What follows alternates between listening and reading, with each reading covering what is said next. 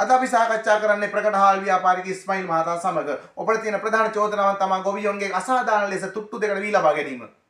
චෝදිත මෙල්ලි අපි ළගේ හාල් අපි ළගේ ව්‍යාපාර අම්මඩා ආච්චිට හාල් කරන්න වී යටේ පොත්ත අරිනවා පස්සේ මේට ගොවියට එරිනවා.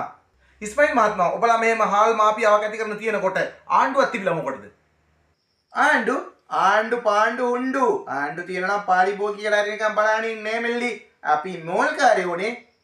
ඔබලා යහනවල් ලබාගෙන සුරසප විදිද්දි අහිංසක ගොවියොන්ට පාපැදියක්වත් නැහැ. අසාධාරණයි මේක. ගොවියට වාහන ඕනේ නෑ. මඩ ගාගෙන බඩ ගාගෙන නෙන්නේ. එයාට හොඳ මීහරක් බාණක් හිටියා නම් යති. සෝමාලියානු මුහුදු මංකොල්ලකාරයෝ වගේ තමයි ඔබතුමාලා ගොවියන්ගේ වීවිල දීගන්නේ. චූදිත මල්ලි මගේ රත්තු කට්ට පැනලා තියෙන දැන් ඔයා ආන මේ කතාවලට. ඉස්මායිල් මහත්මයා ඔයාලගේ කොහමද රතු කට්ටේ පැනලානේ තියෙන්නේ? හැබැයි ඉතින් රතු කට්ටයක්ද කළු කට්ටයක්ද තියෙන්නේ කියලා ඔයාලා තමයි දන්නේ.